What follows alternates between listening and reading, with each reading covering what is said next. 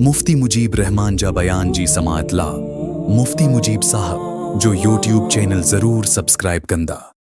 बिस्मिल्लाहिर्रहमानिर्रहीम अल्हम्दुलिल्लाहि रब्बिल आलमीन वलाकिबतु लिल मुत्तकीन वस्सलातु वस्सलामु अला अशरफिल अंबिया'i वल मुरसलीन व अला आलिहि व सहबिहि अजमाइन इला यौमिद्दीन। फ़अऊज़ु बिल्लाहि मिनश शैतानिर रजीम बिस्मिल्लाहिर्रहमानिर्रहीम वक़ालल्लाहु तआला इन्ना अअतैनाकल कौसर फ़सल्लि लिरब्बिका वन्हर इन्न शानियका हुवल अब्तर। वक़ालल्लाहु तआला फ़ी मक़ाम आख़र वलक़द आतैना इब्राहीम रुश्दहु मिन क़ब्ल वकुन्ना बिही आलिमीन। सदक़ल्लाहुल अज़ीम। वक़ाल नबी सल्लल्लाहु अलैहि वसल्लम कुन फ़िद्दुनिया कअन्नका ग़रीबुन औ आबिरुस सबील। सदक़ल्लाहुल अज़ीम व सदक़हुन नबियुल करीम व अला आलिहि व सहबिहि अजमाइन इला यौमिद्दीन। अल्लाहुम्मा सल्लि अला मुहम्मद व अला आलि मुहम्मद कमा सल्लैता अला इब्राहीम व अला आलि इब्राहीम इन्नका हमीदुम मजीद। अल्लाहुम्मा बारिक अला मुहम्मद व अला आलि मुहम्मद कमा बारकता अला इब्राहीम व अला आलि इब्राहीम इन्नका हमीदुम मजीद। मैं मोहतरम मोज़िन दोस्तों, अल्लाह रब्बुल इज़्ज़त जा एहसान थे जीअं अल्लाह ताला तव्हां असांखे पंहिंजे घर में अचण जी तौफ़ीक़ अता फ़रमाई आहे। ऐं अल्हम्दुलिल्लाह अॼु तक़रीबन 2 ज़ुल्हज तारीख़ आहे, हज जो मौक़ो आहे। अल्लाह ताला जी रहमत जो नुज़ूल आहे ख़ासि तौर ते हाजिन जे मथां। ऐं हिन ॾींहंनि जे अंदरि रसूलुल्लाह सल्लल्लाहु अलैहि वसल्लम जीअं बयानु कयो त अल्लाह ताला जे नज़दीक तमामु इबादतुनि मां वॾे में वॾी जेकी इबादत आहे जंहिंखे अल्लाह ताला हिन अयाम जे अंदरि ज़्यादा महबूब रखे थो ऐं पसंदि करे थो त नबी सल्लल्लाहु अलैहि वसल्लम फ़रमायो उहा क़ुर्बानी आहे। तमामु साहिब निसाब मुसलमान हिन टाइम ज़ोर शोर में लॻा पिया आहिनि क़ुर्बानी जा जानवर ख़रीद करण में, वठण में, ॾियण में। ऐं तयारियूं जेको मुसलमाननि जो उरूज ते हलनि पियूं। इन क़ुर्बानी जो पसे मंज़र जेको आहे और रसूलुल्लाह सल्लल्लाहु अलैहि वसल्लम जे ॾाॾे हज़रत इब्राहीम अलैहिस्सलाम जे तरफ़ जेको निस्बत आहे। असुल में जेकी आहे क़ुर्बानी हिकु त बंदो जेको आहे जानवर जी बि करे थो, ऐं ॿिए नंबर ते इहा क़ुर्बानी इंसान खे पंहिंजे जिस्म जे मथां बि करणु खपे। जीअं असां जानवर खे ज़िबह कयूं था त अहिड़ी तरह पंहिंजे गुनाहनि खे बि असां ईअं ई ज़िबह कयूं। जीअं जानवर खे असां ज़िबह कयूं था, दिलि जे अंदरि जेको हसद अचे थो उनखे बि ईअं ज़िबह कयूं। जीअं जानवर खे असां ज़िबह कयूं था अहिड़ी तरह पंहिंजी ख़्वाहिशात जे मथां बि ईअं ई असां छुरी हलायूं।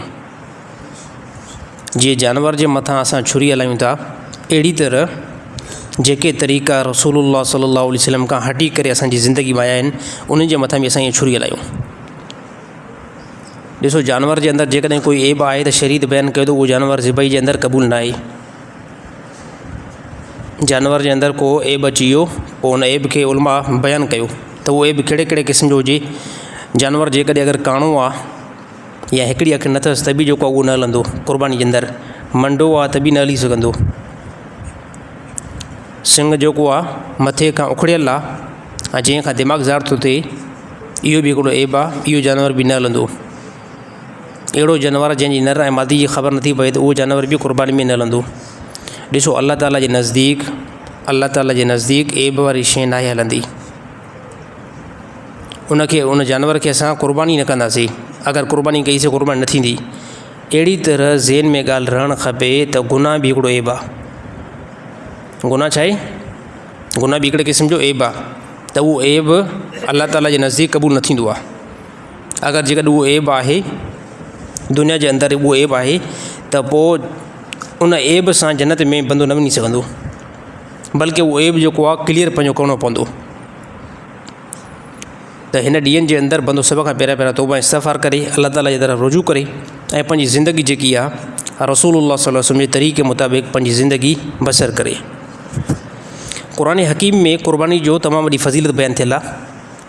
इन क़ुर्बानी जो इशारो जेको आहे अल्लाह ताला जे तमामु पैगम्बरनि मां उन जी तरफ़ आहे जंहिंखे अल्लाह ताला ख़लील बनायो आहे, यानी इब्राहिम अलैहिस्सलाम जी तरफ़ निस्बत आहे इन क़ुर्बानी जी। इब्राहिम अलैहिस्सलाम यादि रहणु खपे त इब्राहिम अलैहिस्सलाम उहो पैगम्बर आहे जंहिं ज़माने जे अंदरि आयो त अल्लाह ताला क़ुरान हकीम में आयत फरमाई वलक़द आतैना इब्राहिम रुश्दहु मिन क़ब्लु व कुन्ना बिही आलिमीन। बेशक इब्राहिम अलैहिस्सलाम असांजे पैगम्बरनि मंझां आहे ऐं असांजो रसूल आहे, हिदायत वारो रसूल आहे ऐं सिधे रस्ते ते हले थो। ऐं अहिड़ी तरह इन शइ जो इल्मु अल्लाह ताला फरमायो मां अल्लाह खे बि आहे। इब्राहिम अलैहिस्सलाम जे ज़माने जे अंदरि पंहिंजी क़ौम जी तरफ़ नबी थी आया त उन पूरे ख़िते जे अंदरि ऐं पूरे इलाइक़े जे अंदरि यानी कुफ़्र ऐं शिरक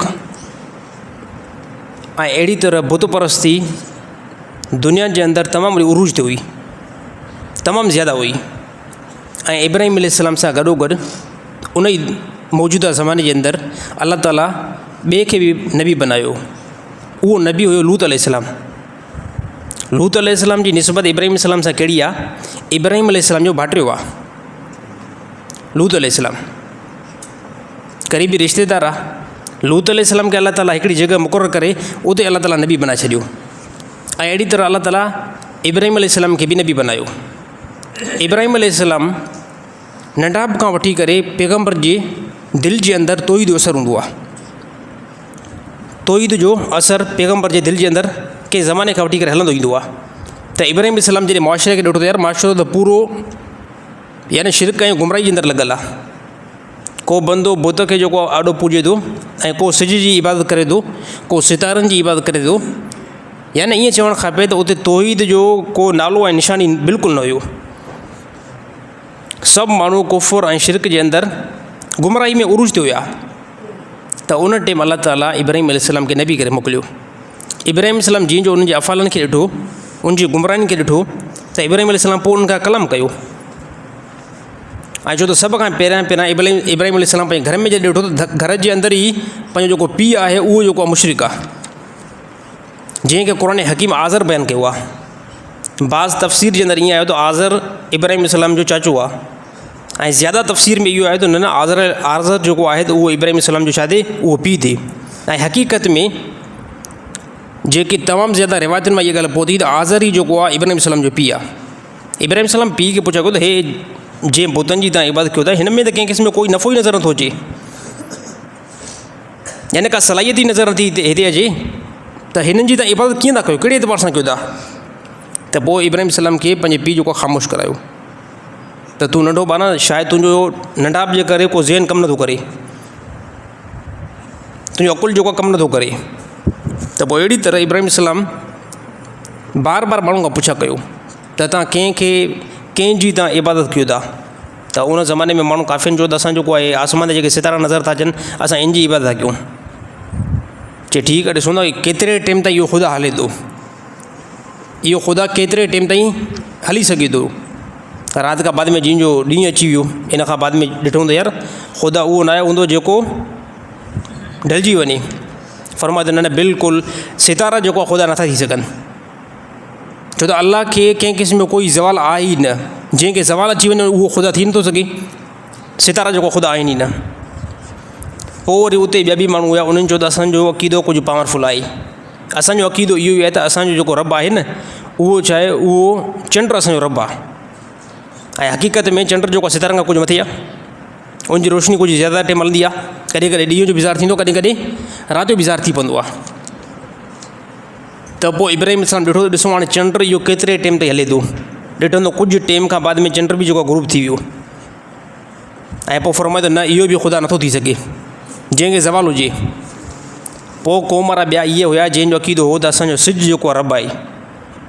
ऐं हक़ीक़त में सिज जी ताक़त बनिस्बत जेको आहे चंड खां मथे आहे, जो पूरी दुनिया खे रोशन पियो करे। सिज साईं जीअं जो उभरियो इन खां बाद में सिज बि ग्रुप थी वियो। इब्राहिम अलैहिस्सलाम फरमायो इहो बि जेको आहे रब न आहे।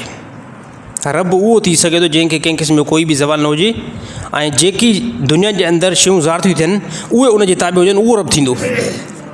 रब इहो नथो थी सघे। इन ॻाल्हि खे हिते रखूं था, इन ॻाल्हि खे हितां ई बाद में अॻिते खणूं था। दुनिया जे अंदरि 4 वॾा बादशाह थी गुज़रिया आहिनि। दुनिया जे अंदरि 4 वॾा बादशाह जंहिंखे पूरी दुनिया जी बादशाही मिली, पूरी दुनिया जी, यानी ईअं सम्झो पाकिस्तान जी बादशाही न, उन सां गॾो गॾु अमेरिका जी बादशाही न, ईरान जी न, यानी जेकी बि दुनिया जे अंदरि जेको बि सिस्टम, जेके मुल्क आहिनि, सभिनी जे मथां उनजी हुकूमत हुजे। दुनिया जे अंदरि उहे 4 बादशाह आहिनि। उनमें 2 मुस्लमान आहिनि ऐं अहिड़ी तरह 2 जेको आहे काफ़र आहिनि। मुस्लमाननि जे अंदरि जेके 2 आहिनि, उन में हिकु सुलेमान अलैहिस्सलाम, जंहिंखे अल्लाह ताला बादशाही ॾिनी पूरी दुनिया जी बादशाही, जिते हलियो वञे हुकूमत जेकी सुलेमान अलैहिस्सलाम जी। ऐं 2 नंबर ते अल्लाह ताला अहिड़ी बादशाही ॾिनी ज़ुल्करनैन खे। इहे 2 जेके शख़्सियत आहिनि, 2 मुस्लमान ऐं 2 मोमिन, जे दुनिया जे मथां पूरो कंट्रोल करे ॾेखारियो। ऐं अहिड़ी तरह इन्हनि जे टकर में मोमिन 2 मुस्लमान बादशाह जे टकर में 2 काफ़र बि बादशाह थिया, जंहिंजी हुकूमत ईअं ई यानी पूरी दुनिया जे मथां हली। ॾिसो असांजी हुकूमत पाकिस्तान जे मथां आहे, यानी हिकिड़ी महदूद हिकिड़ो मुल्क आहे, कंट्री आहे, पर इहा हिकु नॉर्मल ॻाल्हि न आहे जो कि हिकिड़े ई बंदे जी, हिकिड़े ई इंसान जी हुकूमत हुजे पर सॼी दुनिया जे मथां हुकूमत हुजे। जेकॾहिं आहे त इहा वॾी ॻाल्हि आहे।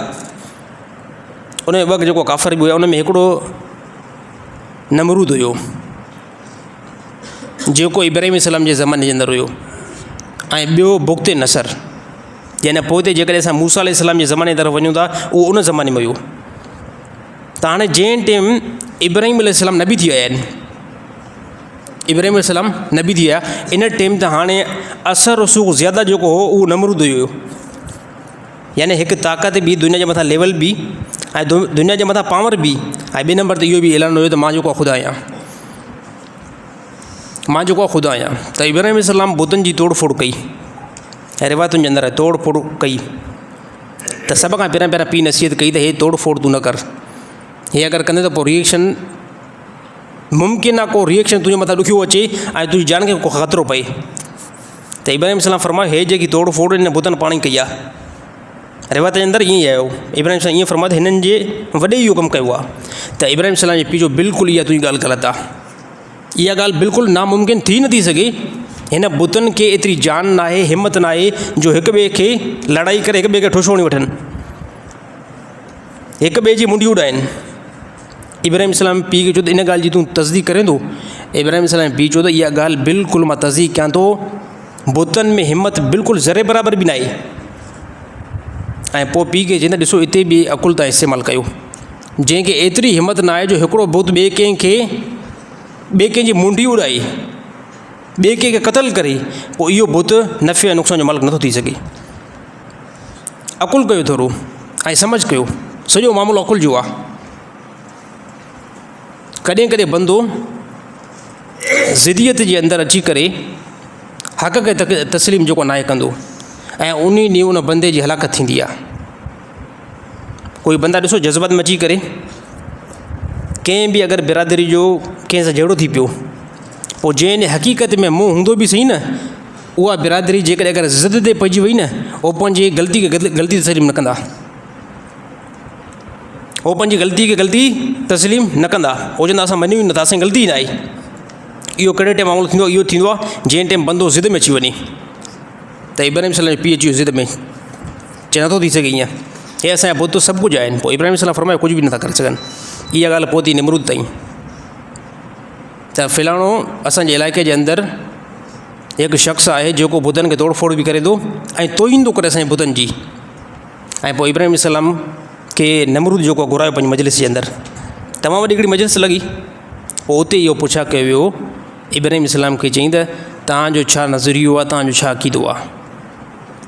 त इब्राहिम अलैहिस्सलाम फरमायो त मुंहिंजो उहो अक़ीदो आहे त हिन पूरी दुनिया जे अंदरि रब जेको आहे उहो अकेलो आहे, ऐं उन रब जेको तव्हांखे बि हयाती ॾिनी आहे, हिन इंसाननि खे बि हयाती ॾिनी आहे, उहो रब तव्हांजे मथां सुभाणे मौत आणींदो ऐं इंसाननि जे मथां बि मौत आणींदो।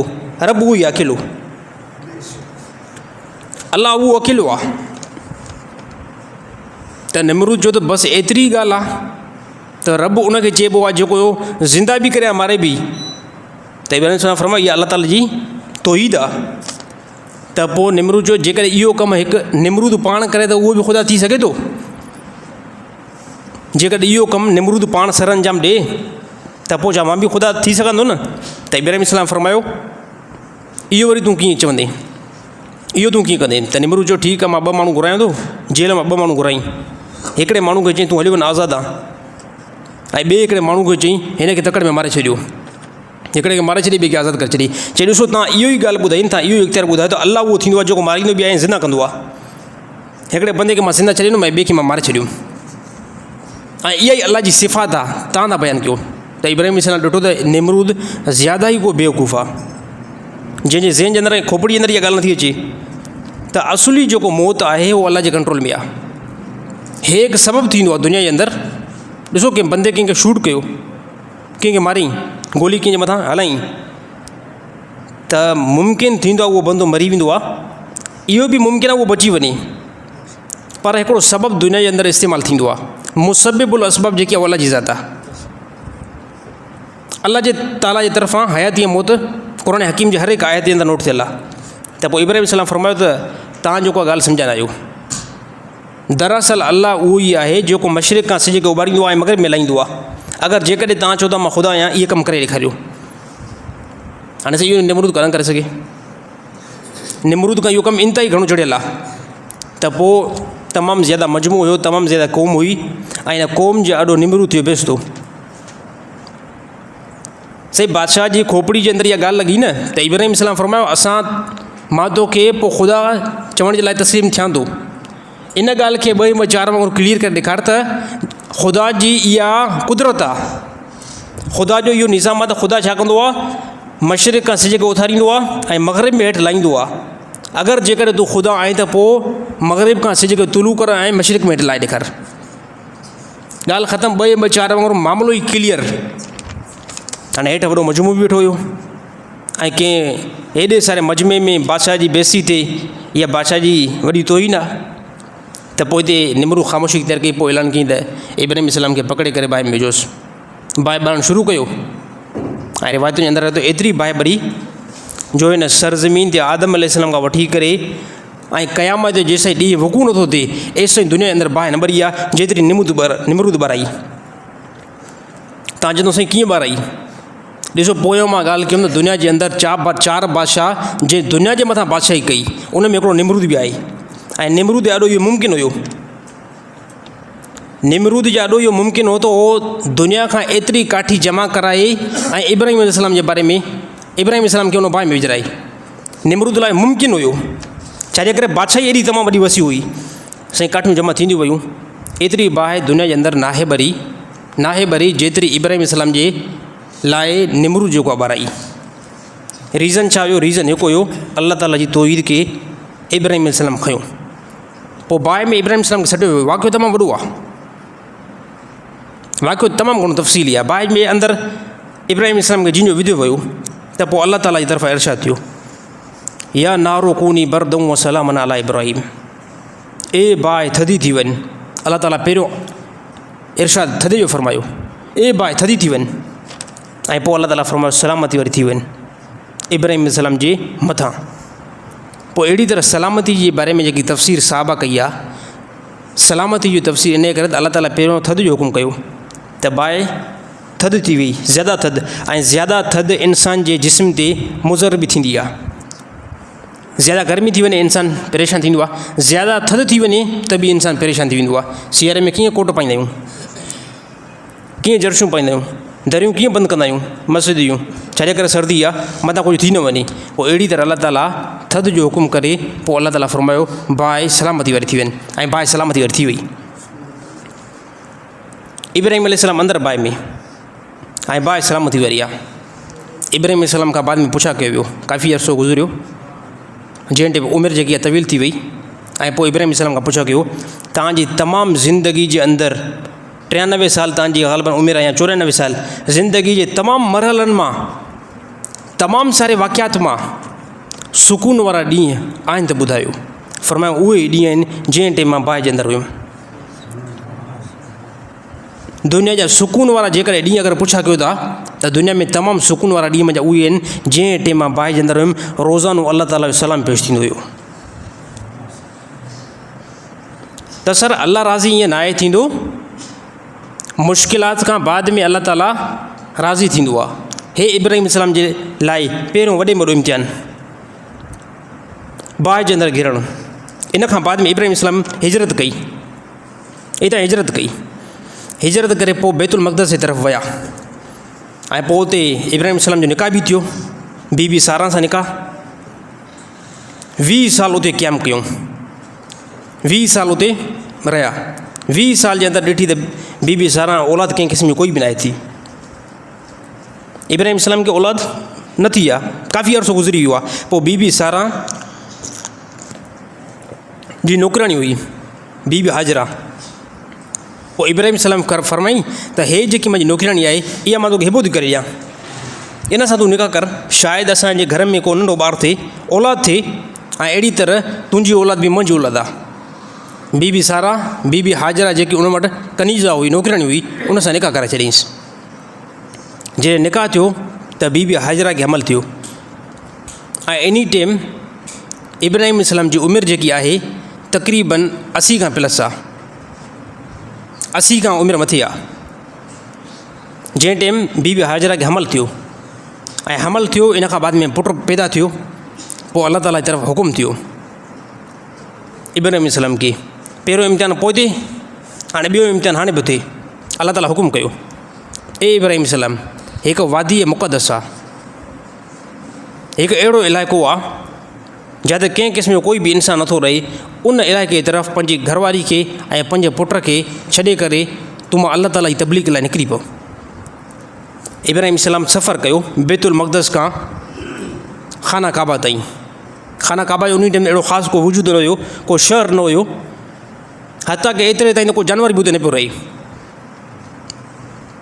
जंहिं जॻह ते अल्लाह ताला जो हुकुम, उन जॻह ते इब्राहिम इस्लाम बीबी हाजरा खे ऐं अहिड़ी तरह इस्माइल इस्लाम खे छॾे करे सामान रखे करे ऐं पाण हलणु शुरू कयईं। बीबी हाजरा पुछा कयो, ए अल्लाह जा नबी, हिन वादी जे अंदरि जो तूं मूंखे छॾींदो, जिते कंहिं क़िस्म जो कोई घर न आहे ऐं जिते कंहिं क़िस्म जो कोई इंसान बि नथो रहे, इहो भला छा जेका, छा भला अल्लाह जो को हुकुम आहे छा? पोइ इब्राहिम इस्लाम हा हीअं फरमायो, हा अल्लाह जो हुकुम आहे। पोइ बीबी हाजरा फरमायो, ठीकु आहे, जेकॾहिं अल्लाह जो हुकुम आहे, अल्लाह असां लाइ काफ़ी आहे, अल्लाह असांखे ज़या न कंदो। इब्राहिम इस्लाम हलियो वियो। ॾिसो, हे हिकु औरत आहे, हिन औरत जो ईमान आहे, अल्लाह ताला जेतिरो मज़बूत नबी खे बनाईंदो आहे, ओतिरो मज़बूत अल्लाह ताला नबी जी घरवारी खे बि बनाईंदो आहे। हे हिकिड़ी दिलि आहे, हे हिकिड़ी दिलि आहे। असांजे ज़माने में बि अहले ईमान औरतूं आहिनि, मुस्लमाननि जूं औरतूं आहिनि। जेकॾहिं असांजी कंहिं बि औरत मुस्लमान जी खे सिर्फ़ु हिकिड़े ख़ाली महले में छॾियो वञे ऐं घरु अकेलो हुजे त औरत इंतिहाई घणी परेशान थींदी, ज़्यादा में ज़्यादा औरत परेशान थींदी। त मूंखे मुड़ुस खे चवंदी, नेट तूं मूंखे छॾे काॾे थो वञे? अगरि मुड़ुस चए त मां काॾे वञा थो अल्लाह जी राह में, त औरत सभ खां पहिरियां इहो सुवालु कंदी, हिते अकेलो मूंखे तूं कीअं थो छॾे वञे?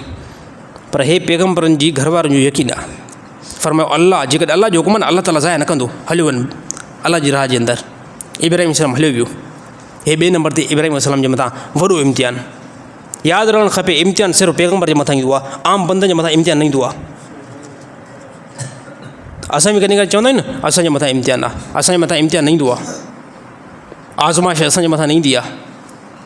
हे नॉर्मल हिकिड़ी तकलीफ़ आहे असांजे मथां, हिकिड़ी नॉर्मल, इनखे असां इम्तिहान नथा चई सघूं, आज़माइश नथा चई सघूं। आज़माइश खां ख़ुदा खां पनाह घुर न कयो। अगरि जेकॾहिं ख़ुदा आज़माइश वठण ते अचे न, शायदि असां इस्लाम खां हथु परे करे विझंदासीं। असांजे मथां आज़माइश इम्तिहान न ईंदो आहे, बल्कि दुनिया जे अंदरि थोरी तकलीफ़ ईंदी आहे। पैगम्बर जे मथां आज़माइश ईंदी आहे, छाजे करे अल्लाह ताला तहक़ीक़ कराईंदो आहे पैगम्बर जी क्वालिटी ऐं पूरी उम्मत खे वञी करे ॿुधाईंदो आहे त पैगम्बर जी ख़ासियत आहे जो पंहिंजे घरवारी खे छॾे थो ॾे। हलिया विया। पोइ हिते बीबी हाजरा नंढो ॿारु, पाणी जेको हुयो पाणी खे पीअंदा रहिया, पाणी ख़तमु थी वियो। मशहूरु वाक़ियो आहे, पाणी ख़तमु थी वियो। बीबी हाजरा चकर लॻाया, त मथां को इंसानु नज़र अची वञे, मथां को पखी नज़र अची वञे, मथां को वणु नज़र अची वञे, मथां को चश्मो नज़र अची वञे, जंहिंजे करे मां पंहिंजे पुट खे उतां पाणी कढी करे पीआरियां ऐं मां पाणी पियां। काफ़ी दौड़ लॻाई, बीबी हाजरा काफ़ी दौड़ लॻाया, पर कंहिं क़िस्म जो कोई बि इंसान नज़र न आया। को जानवर परे परे का, यार मेलनि ते बि को जानवर नज़र न पियो अचे। पोइ रिवायत जे अंदरि आयो 7 चकर सफ़ा मरवा जे मथां बीबी हाजरा लॻाया। सफ़ा पहाड़ी जी हिकिड़ी नॉर्मल चोटी, मरवा बि हिकु नॉर्मल चोटी। उन ज़माने जे अंदरि बनिस्बत इहे चोटियूं हुयूं। हिन टाइम जेके उमिरनि ते वञनि था उहा ख़ासि क़िस्म जी का चोटी न आहे। उनखे टाइस ऐं मार्बल जे अंदरि बिल्कुलु समेटे वियो आहे। नॉर्मल हिकिड़ो पहाड़ नज़र ईंदो आहे, नॉर्मल हिकिड़ो पहाड़ नज़र ईंदो आहे। बीबी हाजरा चकर लॻाया, दौड़ लॻाई, दौड़ लॻाई, पहाड़ ते चढ़ी ऐं पहाड़ ते लथी, पहाड़ ते चढ़ी ऐं पुट लाइ पोइ हिते वरी पहाड़ जी तरफ़ मोटी। 7 चकर लॻाए करे नेठि मजबूर थी करे पुट जी तरफ़ मोटी, ना उमेद थी करे मोटी। जाता ना उमेदी नज़र अचे, जॾहिं को रस्तो नज़र न अचे, जॾहिं दुनिया जो को असबाब नज़र न अचे, पैगम्बरनि जो यकीन हूंदो आहे असबाब नज़र न ईंदो आहे, अलाह ताला बग़ैर असबाब खां मामला करे छॾींदो आहे। दौड़ लॻाई, कंहिं क़िस्म जो कोई बि असबाब न, नेठि परेशान थी करे पोइ ते मोटी ऐं मोटी ऐं ॾिठईं त इब्राहिम अलैहिस्सलाम जी खुड़ियुनि खां पाणी चश्मो हिकिड़ो जारी थी पियो आहे, जंहिंखे आबे ज़मज़म चयो वेंदो आहे। ऐं जिब्रील अमीन पंहिंजे परनि सां उहो पाणी कढियो। इन केतिरो ज़मानो गुज़री चुको आहे। इब्राहिम अलैहिस्सलाम जो ज़मानो, इन खां बाद में विच में अलाए केतिरा ॿिया पैगम्बर आया। ईसा अलैहिस्सलाम जो ज़मानो, ईसा अलैहिस्सलाम जे ज़माने खां बाद में 600 साल जो मुफ़ासिलो, 600 साल खां बाद में असांजे ज़माने ताईं 1450 साल जो मुफ़ासिलो। अलाह ताला जी कुदरत आहे, पाणी जारी आहे त जारी आहे। आबे ज़मज़म जो पाणी जारी आहे त जारी आहे। अलाह ताला पाणी जारी करे छॾियो बग़ैर असबाब खां। अलाह ताला मुसब्बिबुल असबाब आहे, अलाह ताला कढी छॾियो असबाब।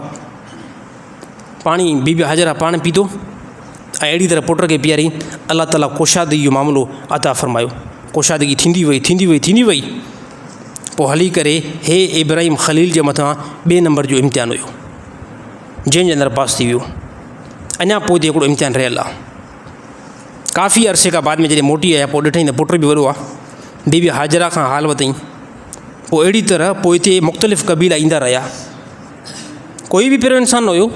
पोइ परे परे खां जॾहिं को क़बीलो आयो, उन्हनि हिते अची करे राह शुरू कई। वरी दूर दराज़ खां परे खां को इंसान जो क़बीलो आयो, पोइ हिते राश थींदी वई। इंसानियत जो सिलसिलो उते वधंदो वियो।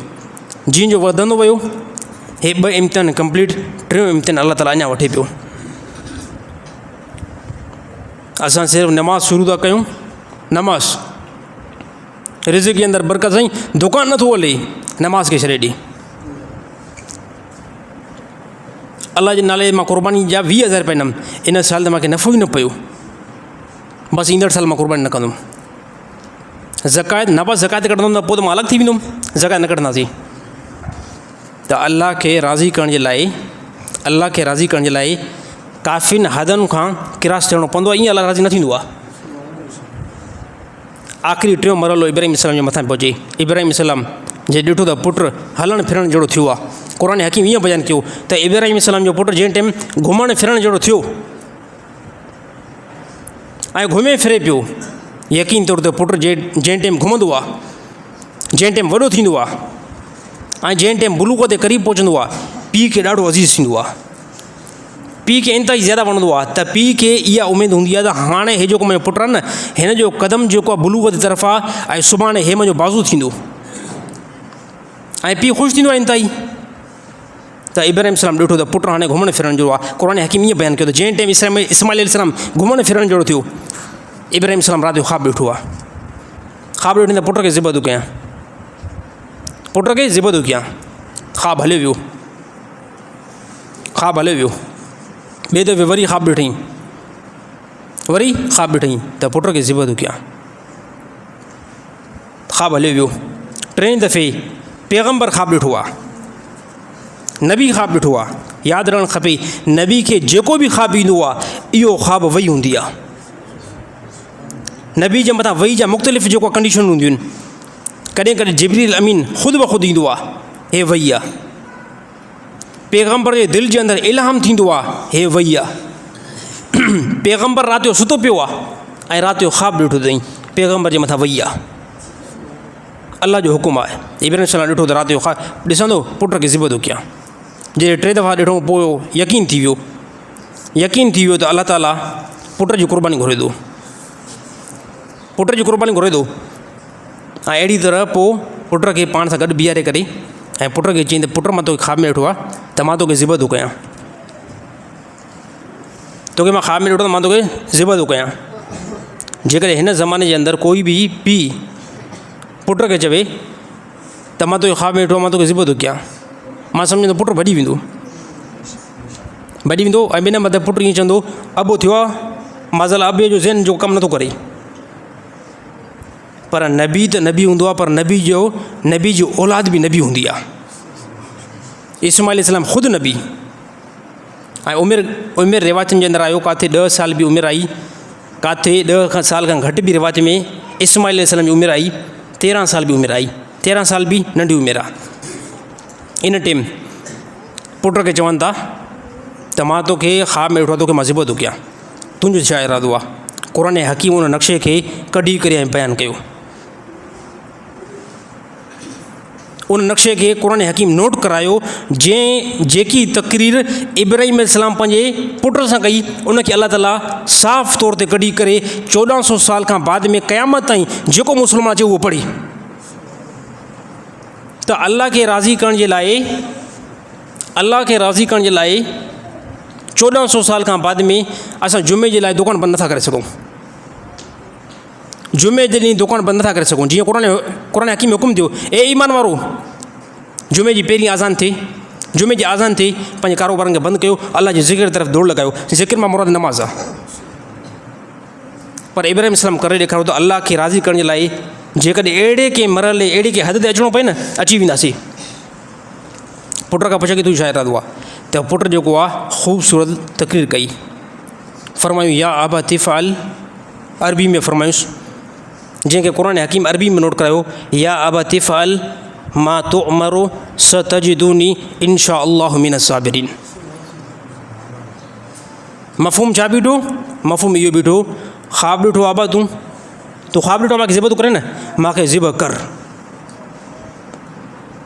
या आबा तिफ़ाल, तूं कर न आबा, हुकुम आहे। ईअं न चवंदो अम्मा खां था पुछा कयूं, कम से कम अम्मा खां पुछा कयूं, न अल्लाह जो हुकुम थियो आहे, ज़िब कर मूंखे। या आबा तिफ़ाल मां तो उमरो सतजिदूनी इंशा अल्लाह मिन साबिरीन। ए मुंहिंजा आबा जीअं तोखे हुकुम थियो तूं कर ऐं मूंखे तूं साबिरीन पुटनि मां लहंदई, ईअं तूं कर। अहिड़ी तरह इब्राहिम इस्लाम अल्लाह ताला जे हुकुम सां पुट खे ज़िब करणु शुरू कयो, पर विच में का शइ हायल हुई। अल्लाह ताला सिर्फ़ु पैगम्बर खां इहो इम्तिहान वठणु चाहे पियो, ॾिसां पैगम्बर कहिड़े हद ते अची पियो सघे, कहिड़े हद ताईं पैगम्बर अची पियो सघे। विच में जीअं जो ज़िब करण जी कोशिशि कनि, विच में उहा छुरी हले ई न। छुरी खे इख़्तियार अल्लाह रब्बुल इज़्ज़त जी इज़न जो आहे, न त छुरी न हलंदी। ॾाढी कोशिशि कई इब्राहिम इस्लाम पुट खे ज़िब करण जी, पर पुटु ज़िब थी न पियो, पुटु ज़िब थी न पियो। अल्लाह जे अमर सां विच में घटो अची वियो ऐं घटो ज़िब थी वियो। ऐं पोइ अल्लाह ताला फरमायो, ए इब्राहिम इस्लाम असां तुंहिंजी क़ुर्बानी क़बूल कईसीं ऐं तूं शुक्रगुज़ार पैगम्बरनि मां असांजो पैगम्बर आहे। तूं शुक्रगुज़ार पैगम्बरनि मां असांजो पैगम्बर आहे। अल्लाह तव्हांखे हुकुम इहो नथो करे त पुटनि खे ज़िब कयो, अल्लाह तव्हांखे हुकुम इहो न पियो करे त पुटनि खे ज़िब कयो। असांजा मालदार मुस्लमान ज़ालमनि खे पैसो बि घणो, हर एतबार सां पैसो घणो, सहूलियतूं, अल्लाह ताला मालदार बनायो। क़ुर्बानी जे बारे में सही न, मां वटि त फ़िलहाल जेको आहे मिल्कियत न आहे। अड़े ज़ालमो ख़ुदा इहो हुकुम न कयो आहे त पंहिंजे पुटनि खे ज़िब कयो। अल्लाह ताला सिर्फ़ु इहो हुकुम कयो आहे वञी करे जानवर खे ज़िब कयो, ज़िब करण खां बाद में खाओ बि पाण, ज़िब करण खां बाद में खाओ बि पाण। सिर्फ़ु अल्लाह ताला इहो ई हुकुम ॾिनो आहे। इब्राहिम इस्लाम जी क़ुर्बानी क़बूल थी वई। अल्लाह ताला खे इहा क़ुर्बानी ॾाढी पसंदि अची वई। अल्लाह ताला फरमाए, इब्राहिम इहा तो ताईं मदद न थींदी, ए मुंहिंजा ख़लील इहा क़ुर्बानी तो ताईं मदद न थींदी, बल्कि इन क़ुर्बानी खे मां हलायां थो जेसि ताईं क़यामत जो वक़ू न थिए तेसि ताईं इहा क़ुर्बानी हलंदी रहंदी। इब्राहिम इस्लाम सां अलाह जॾहिं राज़ी थियो, इब्राहिम इस्लाम दुआ घुरी, या अलाह हाणे जॾहिं एतिरा इम्तिहान थी विया, हाणे या अलाह मां हिकिड़ी दुआ थो घुरां। अलाह ताला फरमाए घुर न, कहिड़ी थो घुराई? फरमाए या अलाह हिन जे वादी जे अंदरि असां बीठा आहियूं, मुंहिंजो पुटु इस्माइल बीठो आहे, मां ख़ुदि इब्राहिम ख़लील बीठो आहियां, इन वादी जे अंदरि मुंहिंजी औलाद मां हिकु पैगम्बर बना जेको मुंहिंजी नसल मां हुजे। अलाह ताला फरमायो ठीकु आहे, तूं इहा दुआ घुरी आहे, मां आख़िरी ज़मान पैगम्बर तुंहिंजी नसल मां थो उतारियां, आख़िरी ज़मान पैगम्बर तुंहिंजी नसल मां थो उतारियां। ऐं पोइ अलाह ताला फरमायो असां ख़ातमुन नबीयीन मुहम्मद मुस्तफ़ा सल्लल्लाहु अलैहि वसल्लम खे इब्राहिम जी नसल मां उतारियोसीं। अहिड़ी तरह बार बार नबी सल्लल्लाहु अलैहि वसल्लम फरमाईंदा हुआ त मुंहिंजी जेकी निस्बत आहे उहा मुंहिंजे ॾाॾे इब्राहिम इस्लाम जी तरफ़ आहे। नबी सल्लल्लाहु अलैहि वसल्लम सिलसिला नसब जेको आहे उहो इस्माइल खां बाद में डायरेक्ट नबी सल्लल्लाहु अलैहि वसल्लम इब्राहिम इस्लाम सां मिले थो। हे इब्राहिम इस्लाम जी अलाह ताला दुआ क़बूल कई त अलाह खे राज़ी करण जे लाइ अहिड़नि हदुनि खां जेको गुज़रणो पवंदो आहे, अलाह पूरो राज़ी थींदो आहे। असां चऊं था असांखे तकलीफ़ बि न थिए ऐं अलाह बि असांखां राज़ी थिए, न थींदो। सरी आहे, इहा ग़लति फ़हमी आहे तव्हांजी, न थींदो। तकलीफ़ ईंदी, मुशक़त ईंदी, अलाह जेको आहे पोइ राज़ी थींदो आहे। जीअं पैगम्बरनि जे मथां मुख़्तलिफ़ हालात आया, मुख़्तलिफ़ूं कैफ़ियतूं पैगम्बरनि जे मथां आयूं, तकलीफ़ूं आयूं, पोइ अलाह ताला जेको राज़ी थियो आहे। हिन क़ुर्बानी जे ॾींहंनि जे अंदरि इहा क़ुर्बानी रसूलुल्लाह सल्लल्लाहु अलैहि वसल्लम खां साबित आहे। अलाह जे नबी इब्तिदा में क़ुर्बानी कराई। नबी सल्लल्लाहु अलैहि वसल्लम हिकु क़ुर्बानी जे मौक़े ते हिकु ई ईद जे अंदरि रिवायत में आयो नबी सल्लल्लाहु अलैहि वसल्लम 60 ऊठ जेको ज़िबह कराया, जंहिंमें नबी सल्लल्लाहु अलैहि वसल्लम पंहिंजो नालो रखियो त हे जेको ऊठ आहे हे मां मुहम्मद मुस्तफ़ा सल्लल्लाहु अलैहि वसल्लम जी तरफ़ आहे, हे मुंहिंजी अज़वाज मुतहरात, हे फ़िलाणी घरवारी, हे फ़िलाणी घरवारी। ऐं काफ़ी रिवायत में आयो त नबी सल्लल्लाहु अलैहि वसल्लम उम्मत जे लाइ बि हिकिड़ो जेको जानवर ज़िबह करायो ऐं फरमायो त ए इंसानो हिन ॾींहंनि जे अंदरि अलाह खे रत वाइण खां अलावा, जानवर जी रत वाइण खां अलावा अलाह जे नज़दीक ॿियो कोई बि महबूब अमल न आहे। काफ़ी माण्हू चवंदा आहिनि यार हे मुस्लमान जो ज़हन अलाए ख़राबु थियो आहे, इस्लाम त हमदर्दी जो नालो आहे, हे तव्हां जानवर खे ज़िबह था कयो। उनखे ॿुधायो वञे त असांजे मज़हब जे अंदरि असांखे अलाह ताला हुकुम ॾिनो आहे। क़ुरान हकीम अलाह ताला फरमाए इन्ना अतइनाकल कौसर फसल्लि लिरब्बिका वनहर इन शानिअक हुवल अब्तर। ए नबी अलाह जे लाइ क़ुर्बानी कंदो रहो। क़ुर्बानी ॿिनि क़िस्मनि ते, हिकिड़ी क़ुर्बानी माली एतबार सां, जंहिंमें जानवर खे तव्हां ज़िबह कंदा रहो, ऐं ॿी क़ुर्बानी बदनी एतबार सां, जंहिंमें तव्हांजो बदन अलाह ताला जी इबादत जे अंदरि वक़ुफ़ थी वञे। त दुनिया जो मरहलो इंतिहाई घटि मरहलो आहे। हक़ीक़ी ज़िंदगी जेकी आख़िरत वारी आहे उन जे लाइ फ़िकिर कयो। अलाह ताला अमल करण जी तौफ़ीक़ अता फ़रमाए।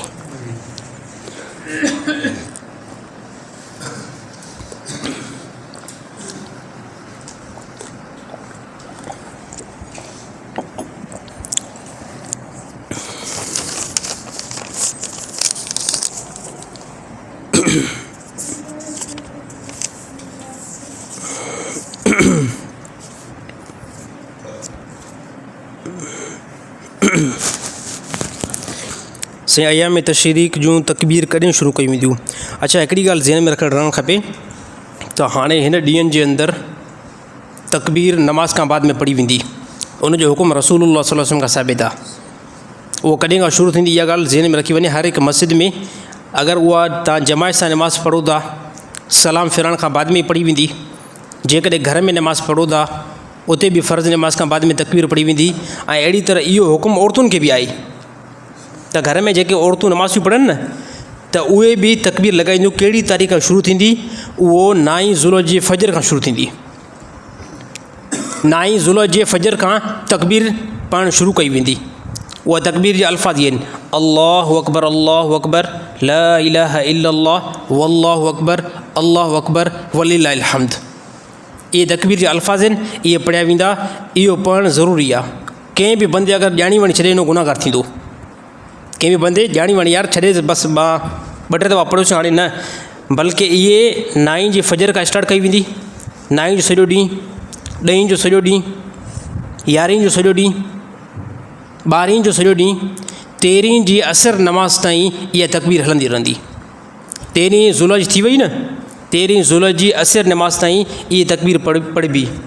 साईं कंहिंखे यादि आहे हिते? हा, जंहिंखे यादि आहे त अल्हम्दुलिल्लाह उहो पढ़े। अगरि जंहिंखे यादि न आहे हाणे खां सिखण जी कोशिशि करी। अल्फाज़ इंतिहा नंढा आहिनि। अल्लाहु अकबर ला इलाहा इल्लल्लाह वल्लाहु अकबर वलिल्लाहिल हम्द। तक़रीबन मां सम्झां थो हे विच में 5 ॾींहं खनि हलंदी आहे, 9 ज़ुलहज खां वठी करे 13 ज़ुलहज ताईं। इन जो तमामु घणो साथी पाबंद कनि। ॿियो वरी इहो बि विच में पुछा कंदा आहिनि साईं इहो 3 मरतबा पढ़णु खपे या 1 मरतबो? इहो बि सुवालु थींदो आहे। 1 मरतबो ज़रूरी आहे बसि। 3 मरतबा कंहिं क़िस्म जो कोई बि ज़रूरत आहे। 1 दफ़ो पढ़ी करे बसि पोइ दुआ घुरी करे बंदो उथी सघे थो। कंहिं क़िस्म में कोई बि टेंशन न आहे।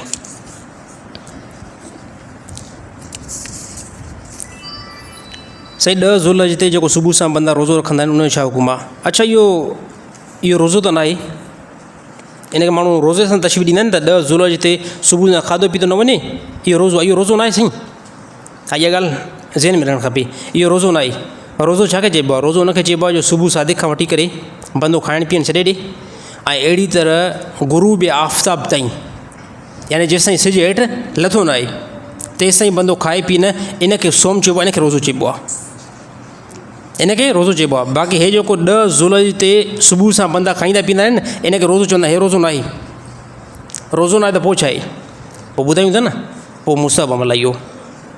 इहो रोज़ो न आहे, इहो मुस्तहब अमल आहे त फजर नमाज़ खां पहिरियां बंदो का बि शइ न खाए ऐं जेसिताईं ईद नमाज़ पढ़ी चुको न आहे। ईद नमाज़ पढ़ी करे पोइ घर वञे, पोइ का मिठी शइ खाए, पोइ चांहि पीए, गोश्त खाए, त कंहिं क़िस्म में कोई बि टेंशन न आहे। इहो आहे मुस्तहब अमल। इन में छा थींदो? इन में अजुर मिलंदो, इन में सवाबु मिलंदो। बाक़ी इनखे रोज़ो जेको आहे कंहिं क़िस्म जो कोई बि न सॾियो वञे। काफ़ी असांजा मुस्लमान इनखे रोज़ो सम्झंदा आहिनि त हे साईं रोज़ो आहे। रोज़ो न आहे साईं। इन खां जेको आहे बचण जी कोशिशि कई वञे। साईं मौलाना तारिक जमील साहिब खां मरकज़ रायवंड में बयानु छो न कराईंदा आहिनि? अच्छा, उहो उनजो पंहिंजो सही मामिलो आहे। मौलाना तारिक जमील साहिब खां रायवंड में बयानु इन जे करे न कराईंदा आहिनि त रायवंड में जेके बुज़ुर्ग आहिनि, रायवंड में जेके बुज़ुर्ग आहिनि उहे इन बेस ते मौलाना तारिक जमील खां बयानु न कराईंदा आहिनि त मौलाना तारिक जमील साहिब इन जी पाण बि वज़ाहत कई हुई जे मूंखां इन जे करे बयानु न कराईंदा आहिनि त मां मीडिया ते आहियां, मां मीडिया ते बयानु कंदो आहियां। इन एतबार सां जेके उते रायवंड में बुज़ुर्ग आहिनि न उहे वरी मीडिया खां ख़िलाफ़ आहिनि। हालांकि मौलाना तारिक जमील साहिबु पाण तबलीग वारो आहे, रायवंड वारा ख़ुदि तबलीग वारा आहिनि। चए बसि आहे इन जे लाइ मूंखे रायवंड में मर्कज़ में बयानु करणु छॾींदा आहिनि त तव्हां मीडिया खे जेको इस्तेमालु कयो आहे इहो मीडिया असांजे नज़दीक जेको आहे दुरुस्त न आहे। इन करे मूंखे बयानु काफ़ी मर्कज़नि में तव्हां ॾिठो हूंदो न त मौलाना तारिक जमील मर्कज़ जे दौरान, अच्छा उन मजमे जे दौरान, इज्तिमा जे दौरान अमूमन मौलाना तारिक जमील जा बयानु पोइ कंहिं ज़माने में थियल हुजनि त ॿी ॻाल्हि आहे। पर हाल हिन वेझे टाइम में मौलाना तारिक जमील साहिबु उते इज्तिमा में बयानु नथो करे, उनजो इहो ई मक़सदु आहे। बाक़ी रहियो मसइलो, मौलाना तारिक जमील साहिबु तमामु वॾी शख़्सियत आहे, तमामु वॾी पॉपुलर शख़्सियत आहे।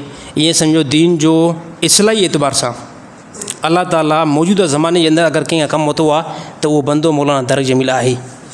तमामु वॾी इन जी ख़िदमत आहे। शायदि मां सम्झां थो तबलीग जमायत जे अंदरि एतिरो कोई बि पॉपुलर न हुजे। तबलीग जमायत जे अंदरि, तबलीग जमायत वारा ॿिया अलाए केतिरा हज़ारे बुज़ुर्ग आहिनि जेके पाकिस्तान में थोरो घणो उनजो नालो आहे, यानी इंतिहाई थोरो घणो नालो आहे, पर उहे पंहिंजे बुज़ुर्ग जे एतबार सां मथे आहिनि। बाक़ी अवाम में एतिरा मक़बूल न आहिनि। तबलीग जमायत में वाहिद मां सम्झां थो मौलाना तारिक जमील आहे जेको पाण उन बयानु कयो त 6 बरे आज़म जे अंदरि मुंहिंजे बयानु जेको ॿुधाए वेंदा आहिनि त मौलाना तारिक जमील साहिबु इस्लाही ख़िताबात जे अंदरि, इस्लाही बयान जे अंदरि मां सम्झां थो बादशाह आहे। इस्लाही बयान जे अंदरि पोइ हर कंहिंजी फील्ड जेकी आहे मुख़्तलिफ़ आहे न, हर कंहिंजी फील्ड इस्लाही बयान जे अंदरि हक़ीक़त में मौलाना तारिक जमील ईअं सम्झो किंग आहे। बाक़ी मसाइल जे अंदरि वरी ॿिया किंग आहिनि, मुनाज़रे में वरी ॿिया किंग आहिनि। अगरि जॾहिं को मसाइल जो मामिलो ईंदो, अगरि किथे फ़िकी मसाइल जो मामिलो ईंदो न या मुनाज़रे जो मसइलो ईंदो, उते मौलाना तारिक जमील साहिबु न वेही सघंदो, उते ॿिया माहिर वेही सघंदा। यानी जेके मुनाज़रे जा हाई फाई उस्ताद आहिनि या फ़िकी मसाइल में जेके महारत रखनि था उहे मौलाना तारिक जमील साहिबु उन मामले में न, छॾे करे मौलाना तारिक जमील साहिब खे जेकी अल्लाह ताला सलाहियत ॾिनी आहे न, उहा सिर्फ़ु इस्लाही बयान में, यानी कहिड़ो बि खणी बंदो हुजे मौलाना तारिक जमील साहिब जे बयान खां मुतासिर थी वेंदो आहे, कहिड़े बि क़िस्म जो। ऐं इहा ॻाल्हि हक़ीक़त मौलाना तारिक जमील साहिब खे अलाए केतिरा ॿुधी करे अलाए केतिरा फासिक ऐं फाजिर बंदा उहो सिधे लेंदे अची विया।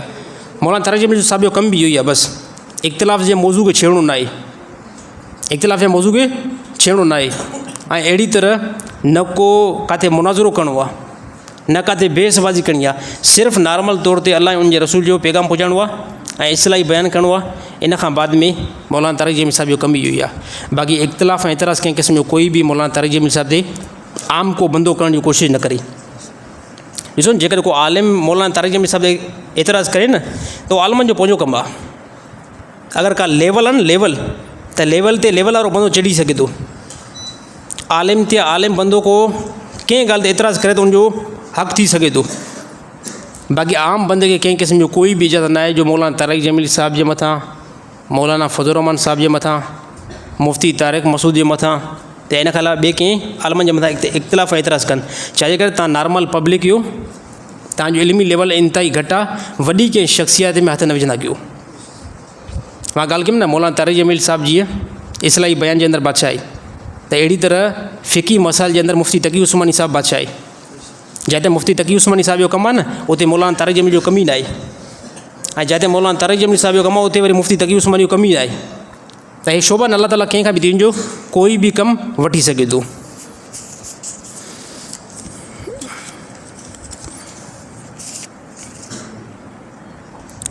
साईं, हिकु शख़्स आमिर क़ज़ाफ़ी नाले सां हज ते वेंदड़ जेको वाक़ियो पेश आयो आहे, छा इहो वाक़ियो हक़ीक़त आहे या न? अच्छा, इहो वाक़ियो जेको आहे अरब मीडिया खयो आहे, इहो वाक़ियो को पाकिस्तान जी मीडिया खयो, मां सम्झां थो मतिलबु को कूड़ो थी सघे पियो, पर इन खे मां चङी तरह ॾिठो इन वाक़िए खे यानी अरबनि जी मीडिया बि खयो आहे। ऐं काफ़ी वॾा वॾा स्कॉलर उन बि इहो वाक़ियो खयो आहे। मां सम्झां थो इहो वाक़ियो 100% दुरुस्त आहे। इहो साईं वाक़ियो खे ॾिठो, आमिर क़ज़ाफ़ी नाले सां जेको बंदो वञे पियो लीबिया जो हुयो, हज ते वञे पियो, त हुनजो यानी को मसइलो थी पियो, जंहिंजे करे जहाज़ मसइलो हुनजो हुन में हुयो, त नालो हुनजो हुयो आमिर अल क़ज़ाफ़ी। ऐं मुल्क कहिड़े जो हुयो? मुल्क लीबिया जो हुयो। ऐं लीबिया मुल्क जे अंदरि कर्नल क़ज़ाफ़ी वॾे टाइम खां वठी करे हुनजी हुकूमत हुई। यानी मुसलमाननि जो ईअं सम्झो ख़ासि क़िस्म जो हिकिड़ो पाव हुयो कर्नल क़ज़ाफ़ी। अमेरिका सां वॾा हुनजा इख़्तिलाफ़ हुया, वॾा टकर हुया, जंहिंजे करे अमेरिका पंहिंजे कंहिं बि हिकिड़े तरीक़े सां कर्नल क़ज़ाफ़ी खे दुनिया खां हलाए छॾियो। पोइ हिन जे नाले जे अंदरि इहा ई मिस्टेक अची वई त तुंहिंजे आमिर नाले जे पोयां तूं आएं बि लीबिया जो अल क़ज़ाफ़ी छो लिखियलु आहे? छो त कुझु रूल आहिनि जंहिंजे करे बैन लॻी वेंदो आहे। कंहिं शख़्सियत जे मथां हिकिड़ो बैन लॻे त पोइ उनजे करे पोयनि बंदनि जे मथां बि बैन लॻंदो आहे। चए अल क़ज़ाफ़ी नाले इन करे तोखे असां जहाज़ में चाढ़ींदासीं न, त पोइ वाक़ियो हक़ीक़त में ईअं बीठो त इन खे एयरपोर्ट जे अंदरि ई रखियूं, चए इन मिस्टेक करे तोखे न छॾींदासीं। पोइ जहाज़ जेको आहे परवास थियो, जहाज़ जे अंदरि का फ़नी मिस्टेक अची वई, मीडिया जे मुताबिक़ जहाज़ मोटी आयो, दुबारा वियो, वरी मोटी आयो, लास्ट में जीअं पायलट इहा ॻाल्हि कई, मां कसम खणां थो इहो जेको बंदो पोइ हिते वेठो इन जे करे असांजो जहाज़ उॾी नथो सघे, असां जहाज़ हली नथो सघे। यानी इनखे असां हज ते खणी हलंदा पोइ जहाज़ शायदि उॾी वेंदो। ऐं पोइ वाक़ई हक़ीक़त में उनखे जॾहिं खणी पोइ जहाज़ पंहिंजे मंज़िल मक़सूद ते ऐं हज ते पहुची वियो। ॾिसो, इन मां वाक़ई मां हिकिड़ी ॻाल्हि मालूम थिए थी, हिकिड़ा बंदा लॻा पिया आहिनि या मुक़दर में शइ छॾे करे नथी मिले। जेकी शइ मुक़दर में आहे, आसान लफ़्ज़नि में चवां पियो, कंहिंजे पीउ खे हिमत न आहे उहो तव्हांखे उहा शइ छिनी करे ॾेखारे। जेकी शइ मुक़दर में लिखियलु आहे, मौत लिखियलु आहे, अची वेंदो साईं, मौत अची वेंदो न। मौत जेकॾहिं कंहिं बि तारीख़ ते लिखियलु आहे न, त सर मौत बीहंदो न। जेकॾहिं अगरि कंहिं बि तारीख़ जे अंदरि तव्हांजी ज़िंदगी में उमिरो लिखियलु आहे, उमिरो लिखियलु आहे, ॾिसो उमिरि लाइ केतिरा माण्हू बेदा बीहनि। जेकर हिते तव्हांखां मज़े में का पुछा कयो वञे साईं हज ते वञण जो छा इरादो आहे, तव्हांखां सभिनी खां पुछा कनि साईं हज ते वञण जो तव्हांजो छा इरादो आहे, साईं हथ मथे खणंदव न, हथ खणो त अल्लाह ताला ईंदड़ साल सभिनी खे क़बूल करे भला। मतां अलाह खे इहा अदा पसंदि अची वञे। अलाह जे ॾाढो का मुश्किल न आहे, 12 लाख अलाह जे ॾाढो का मुश्किल न आहे। अलाह जे ॾाढो को वीज़ा या टिकट जो को मसइलो ई न आहे। अलाह ताला क़बूलियत खे ॾिसंदो आहे, को वक़्तु हूंदो आहे अलाह ताला क़बूल करे छॾींदो आहे। त भला चवण जो मक़सदु इहो आहे त जे साल जे महीने में तव्हांजो हज जेको आहे मुक़ररु थियलु आहे, उमिरो मुक़ररु थियलु आहे, मुक़दर में लिखियलु आहे, सर दुनिया का बि ताक़त नथी रोके सघे। हा, अहिड़ी तरह यकीन थियणु खपे त जिते को बि रस्तो नज़र न अचे उते रस्तो ॾेखारण वारी ज़ात अलाह जी आहे। जिते को बि दुनिया जी मशीनरी कमु न करे उते मामिलो अलाह ताला क्लियर करे सघे थो। जिते दुनिया जो कोई बि इंसानु साथ न ॾे जेकॾहिं अल्लाह जी मदद अची वञे अल्लाह ताला मदद करे सघे थो। अल्लाह ताला करे ॾेखारी आहे पोइ हिते साहबा जे ज़माने में अल्लाह ताला करे ॾेखारी न ॾेखारी। इस्लामी इब्तिदा में जंग बदर जंग साहबा फरमायो अहिड़ी जंग ज़िंदगी में ॾिठी आहे ऐं ज़िंदगी में यानी इहा ॻाल्हि तारीख़ जे अंदरि हिस्ट्री जे अंदरि अची वई आहे त दुनिया में अहिड़ा के बि असां इंसान वेठा आहिनि जेके हुजनि पाण 313 ऐं हज़ार जे मुक़ाबले में उनखे शिकस्त ॾेई वञनि जंहिंखे असुलो बि ज़्यादा हुजे। हे छा आहे? हे अल्लाह ताला जी मदद आहे ऐं जॾहिं अल्लाह ताला जी मदद ईंदी आहे पोइ मामला ईअं ई थींदा आहिनि त हमेशह बंदो मुख़लिस रहे, सचो रहे, मुख़लिस रहे, अल्लाह ताला जी बंदगी अल्लाह ताला जी इबादत शौक़ु ऐं ज़ौक़ सां करे। अल्लाह ताला ॾिसो बाज़ बंदनि खे हूंदा आहिनि दुनिया जे अंदरि असां पॉपुलर थी वियूं। घणा बंदा दुनिया जे अंदरि पॉपुलर हूंदा आहिनि, अल्लाह जे नज़दीक पॉपुलर न हूंदा आहिनि। घणा बंदा दुनिया जे अंदरि मशहूरु हूंदा आहिनि पर अल्लाह जे नज़दीक मशहूरु न हूंदा आहिनि। हा घणा बंदा अहिड़ा जेके दुनिया में मशहूरु न हूंदा आहिनि, यादि रहणु खपे दुनिया में मशहूरु हूंदा आहिनि पर अल्लाह जे नज़दीक मशहूरु हूंदा आहिनि। घणा बंदा जंहिंजो दुनिया जे अंदरि इंसाननि जा ॾो कंहिं क़िस्म जो कोई बि वैल्यू न हूंदो आहे, यादि रहणु खपे अल्लाह जे नज़दीक उन्हनि जो वॾो वैल्यू हूंदो आहे। त कंहिं बंदे खे मुस्लमान खे हक़ीर सम्झण जी सर कोशिशि न कयो। ॾिसो हालांकि इन बंदे खे मां ॾिठो त मूंखे त हैरानी लॻे त इहो जेको आमिर अल क़ज़ाफ़ी यानी क्लीन शेप मथे ते का टोपी बि न हुई। ॾिसो मक़बूलियत अहिड़ी शइ आहे अल्लाह जे नज़दीक अल्लाह खे अलाए कहिड़ो उनजो अमल पसंदि अची वियो ऐं उन बि इहो ई यादि कयो त चई जेकॾहिं अगरि जहाज़ इहो उड़ी वियो न मां हिते एयरपोर्ट ते वेही करे ॿी टिकट बि भरींदुमि, टी बि भरींदुमि पर हज खां बग़ैर जेको वापसि न आहे मटिणो। त अल्लाह ताला असांजे शिकिल सूरत खे नथो ॾिसे। अल्लाह ताला मुजीब रहमान जी सफ़ेद ड्रेस खे न ॾिसंदो आहे, हा मुंहिंजी पगड़ी खे न ॾिसंदो आहे, मुंहिंजी बॉडी खे न ॾिसंदो आहे, मुंहिंजे पोयां जेके मुंहिंजो ख़ानदान आहे अल्लाह ताला उनखे न ॾिसंदो आहे। अल्लाह ताला हिकिड़ी शइ खे ॾिसंदो आहे, उन शइ खे नोट कयो अल्लाह ताला हिन खे ॾिसंदो आहे, हिन खे ॾिसंदो आहे। अल्लाह ताला हिन जे मुताबिक़ मामला कंदो आहे। हे जेतिरी क्लियर हूंदी, जेतिरी साफ़ु हूंदी, जेतिरी साफ़ु हूंदी अल्लाह ताला ओतिरा मामलात बहितर करण जी कोशिशि कंदो आहे। ऐं हे दिलि जेकी आहे हिन दिलि खे पाक कयो हसद खां, किनान खां, तासुबात खां। ऐं इहो ई असां में वॾो फॉल्ट आहे, असांजे अंदरि इहो ई मुस्लमाननि जे अंदरि वॾो फॉल्ट आहे। अगरि मुंहिंजे मुस्लमान खे का अल्लाह ताला नेमत ॾिनी अलाए छो मूंखे साड़ थो वठे, हसद थो वठे, कंहिंखे ख़ुदा तरक़ी ॾिए थो असांखे उहा तरक़ी बर्दाश्त नथी थिए। हे मुस्लमाननि जो ज़हन न हूंदो आहे, हे मुस्लमान जो ज़हन बिल्कुलु न आहे, मोमिन जो इहो ज़हन न आहे। बल्कि मोमिन जो इहो ज़हन आहे अल्लाह ताला मुस्लमान खे का नेमत ॾिनी आहे न मोमिन ख़ुशि थींदो आहे, मोमिन ख़ुशि थींदो आहे। अल्लाह ताला इहा शइ मुंहिंजे मुस्लमान भाउ खे अता कई आहे। असां छा असां पेर कढण पोइ आहियूं, हिन अहिड़ी ज़बरदस्त गाॾी छो वरिती आहे, हा हिन अहिड़ी ज़बरदस्त गाॾी छो वरिती आहे, हिन एतिरो बहितरीनु बंगलो छो वरितो आहे, हिन खे हेतिरी दुनिया जे अंदरि एतिरा माण्हू हिन जी इज़त छॾे कनि था, हिन जी इज़त खे पोइ तव्हां किरण जे लाइ लॻंदासीं पोइ छा थींदो? अल्लाह ताला तव्हांखे बि दुनिया जे अंदरि इज़त न ॾींदो। अल्लाह ताला कंहिं बंदे खे इज़त ॾींदो आहे न, कंहिंखे बंगलो ॾींदो आहे, कंहिंखे माल ॾींदो आहे, यादि रहणु खपे कंहिं इंसान खां या इंसान जे पीउ खां खसे करे न ॾींदो। कंहिं इंसान खां उहो बंगलो या गाॾी या इज़त या शोहरत अॻिले बंदे खां या अॻिले बंदे जे पीउ खां अल्लाह ताला खसे करे हिन खे न ॾींदो। अल्लाह ताला हिन खे पंहिंजे ख़ज़ाने मां ॾींदो आहे। हा इहा शइ हमेशह यादि रखंदो, इन ते अमल कंदो, अल्लाह ताला दुनिया में बि कामयाबु कंदो, आख़िरत में कामयाबु कंदो। ॿिए नंबर ते लास्ट में आख़िरी बयान में इहा ॻाल्हि कंदुमि त असांजे शहर जो ईअं सम्झो मोहतरम ऐं असांजे शहर जो क़ाइद ऐं असांजे शहर जो बहितरीनु इख़लाक़ वारो शख़्सियत साईं मंज़ूर सोलंकी साहिबु, जंहिंजी कल्ह जेको आहे इंतकाल थी वियो ऐं जंहिंजे करे असांखे इंतिहाई सदमो आहे। छो त साईं सां मां पाण क़रीब जेको आहे रिलेटेड हुयुमि ऐं साईं सां पंहिंजो जेको आहे मुलाक़ातूं ख़ुशूसी बि जेको आहे थियल आहिनि। ऐं जंहिं राति प्रोग्राम हो उन राति जेको आहे साईं सां मां बि इनवाइट थियो हुउमि प्रोग्राम जे, ऐं स्टेज ते वेठा हुआसीं ऐं ख़बर न हुई त पोइ साईं सां का मुंहिंजी इहा मुलाक़ात ज़िंदगी जी का आख़िरी मुलाक़ात आहे, हे ज़िंदगी आहे। ऐं यकीन थियणु खपे त नबी सल्लल्लाहु अलैहि वसल्लम फरमायो त आख़िरी ज़माने जे अंदरि अल्लाह ताला इल्म खे खणंदो, आख़िरी ज़माने जे अंदरि अल्लाह ताला इल्म खे खणंदो। पोइ नबी सल्लल्लाहु अलैहि वसल्लम फरमायो अल्लाह ताला इल्म खे ईअं न खणंदो, अल्लाह ताला मुजीब रहमान जे सीने खां इल्म कढी करे अल्लाह ताला आसमान ते खणी वञे। जे हदीस जो मफ़हूम नालो त मुंहिंजो एॾो न आहे, पर नबी सल्लल्लाहु अलैहि वसल्लम फरमायो ईअं न थींदो जो अल्लाह ताला बंदनि जे सीने खां इल्म खे छिके करे ऐं आसमान जी तरफ़ ईअं मोकिले छॾे, ईअं न थींदो। पोइ अल्लाह जे नबी फरमायो अल्लाह ताला अहले इल्म खे दुनिया खां मथे उतारींदो, अहले इल्म खे अल्लाह ताला मौत ॾींदो। छा थींदो? जॾहिं अहले इल्म सभु दुनिया मां निकिरी वेंदा, ऐं पोइ फरमायो दुनिया जे अंदरि इंसान सभु जाहिल बची वेंदा, पोइ जाहिलनि खां मसइला पुछा कंदा। ऐं पोइ फरमायूं सॼी उमत जेकी आहे गुमराह थींदी, ऐं जॾहिं गुमराह थींदी पोइ अलाह ताला जी नाराज़गी उन जे मथां नाज़िल थींदी। त कंहिं बि अहल इल्म जो मौत वाक़े थियणु यकीन तौर ते वॾो अफ़सोस जो मरहलो आहे।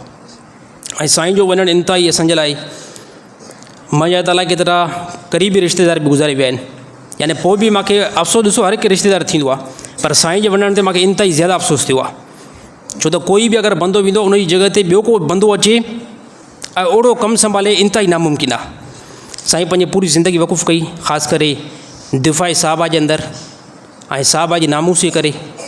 ऐं लास्ट जेके साईं जा उन ॾींहुं मां अल्फाज़ ॿुधमि त उहे बि आख़िरी तक़रीर में इहे हुआ त जेके बि माण्हू इशारतनि या किनायतनि साहबा जे बारे में बकवास कंहिं ज़माने में तव्हां कयो पिया, हाणे सर तव्हांजे पीउ खे बि हिमत न आहे जो तव्हां साहबा जे मथां इशारतनि ऐं किनायतनि जेको आहे जुमिला ॻाल्हाए ॾिसो।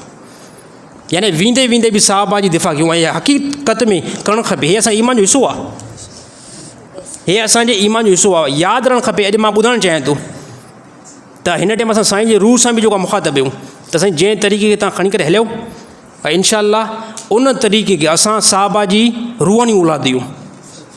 यादि रहणु खपे असां साहबा जी रूहानी औलाद आहियूं। असां साहबा जे मथां कंहिं क़िस्म जो कोई बि जेको जुमिलो जेको आहे बर्दाश्त न कंदासीं। कोई बि जेकॾहिं बदबख़्त अबू बकर सिद्दीक़ खे साहबी तस्लीम न कंदो ऐं अहिड़ी तरह हज़रत उमर रज़ी अल्लाह ताला अन्हु खे साहबी तस्लीम न कंदो या उस्मान रज़ी अल्लाह ताला अन्हु खे साहबी तस्लीम न कंदो, सर कंहिं क़िस्म जो कोई बि असां हुनखे क़बूल न कंदासीं। ऐं मैं ॿियो ॿुधाइणु चाहियां पियो त जेकॾहिं असांजे शहर जे अंदरि कंहिं बि मलून कंहिं बि बदबख़्त अबू बकर ऐं उमर ऐं उस्मान रज़ी अल्लाह ताला उन जे बारे में को बि हिकिड़ो ज़रा बराबरि बि जुमिलो ॻाल्हायो, हाणे महरमुल हराम अचे थो। छो त इन जे अंदरि ख़ासि करे मां उन इमाम बारगाह जे मुतवलिन खे ॿुधाइणु चाहियां पियो त तव्हां मजलिसूं करायो, कंहिं क़िस्म कोई टेंशन न आहे। इमाम हसन हुसैन जा फ़ज़ल पढ़ायो, हज़रत अली साईं फ़ज़ल, कंहिं क़िस्म में कोई बि असांखे टेंशन न आहे। असांखे ताउन घुरियो असां तव्हां ताउन कंदासीं, जेकॾहिं अगरि तव्हांखे सिक्योरिटी एतबार सां खपे त ताउन कंदासीं। यादि रहणु खपे इन जी आड़ में जेकॾहिं अगरि तव्हां अबू बकर सिद्दीक़ ऐं उमर रज़ी अल्लाह ताला ऐं उस्मान साईं जे बारे में इशारतनि या किनायतनि को बि जुमिलो ॻाल्हायो, पोइ शायदि जेको अशर तव्हांजो थींदो ऐं बाद में असां कंदासीं। असां अमन परस्त आहियूं। असां पोइ कोई बि जेकॾहिं अबू बकर सिद्दीक़ ॾिसो हे साहबा ख़ुलफ़ाए राशिदीन, हे उहे साहबा आहिनि जो इन चेंज ज़माने जे अंदरि इस्लाम असां ॾींहुं पहुतो आहे। इन चइनि साहिबनि जे ज़रिए सां दावा सां ॻाल्हि थो कयां, इन चइनि साहिबनि जे ज़रिए सां इस्लाम सर असां ताईं पहुतो आहे। अबू बकर सिद्दीक़ जी ख़िलाफ़त 2.5 साल, हज़रत उमर रज़ी अल्लाह ताला उन जी ख़िलाफ़त 10.5 साल, उस्मान रज़ी अल्लाह ताला उन जी ख़िलाफ़त 12.5 साल, हज़रत अली साईं जी 4.5 साल ख़िलाफ़त। हे 29 साल जो अरसो इन जे अंदरि अलाह जो कसम पूरी दुनिया जे अंदरि इस्लाम हलियो वियो। ऐं तव्हां खां थो पुछां की इहो इस्लाम हलियो वियो, इहो इस्लाम दुरुस्त वियो या न वियो? इन चइनि साहिबनि जेको इस्लाम पहुचायो साईं, तव्हां उन जे बारे में छा था चओ, इहो दुरुस्त हुयो न हुयो? असां मुस्लमान जो अक़ीदो आहे इहो, इन्हनि जो पहुचाइणु, इहो एतदाल वारो इस्लाम ऐं इहो हक़ वारो इस्लाम, इहो साहिब असां ताईं पहुचायो। ऐं कोई बि जेकॾहिं चवे त असां टिनि साहिबनि खे असां जेको तस्लीम था कयूं, पोइ तव्हांजो मज़हब जेको दुरुस्त न आहे, तव्हांजो जेको तरीक़ो दुरुस्त न आहे। असां साहबा जे हर हिकु क़दम ते, हर हिकु साहबा जी नामूस ते असां पहिरों ॾियण वारा आहियूं। असां ख़तम नबूवत जी चौंकी कंदासीं, नामूस साहबा जी बि ऐं नामूस अहलुल बैत जी बि। हे असांजे मथां हक़ आहे। हा, हे असांजे मथां हक़ आहे। असां जीअं पहिरों हलूं पिया इंशा अल्लाह असां ईअं ई हलंदासीं। कोई बि शख़्सियत जे वञण जे करे को कमु जेको रुकबो न आहे, कमु न आहे रुकबो, अलाह ताला उन जॻह ते ॿिया जेको पैदा करे विझंदो आहे। इंशा अल्लाह आख़िरी मां इहा ॻाल्हि कयां पियो, जेसिताईं हयाती आहे नामूस साहबा जे मथां पाण बि क़ुर्बान थींदासीं ऐं पंहिंजी पोइ औलाद खे बि क़ुर्बान कंदासीं। हा, अहिड़ी तरह ख़तम नबूवत जे मथां पाण बि क़ुर्बान थींदासीं, पंहिंजे ख़ानदान खे बि जेको उन मथां क़ुर्बान कंदासीं। अहिड़ी तरह अहलुल बैत जे मथां बि पाण क़ुर्बान थींदासीं, पंहिंजे ख़ानदान खे बि जेको आहे उन जे मथां क़ुर्बान कंदासीं। त साईं मंज़ूर सोलंकी साहिब जे लाइ ख़ुसूसी तमामु साथी मग़फ़िरती दुआ कनि।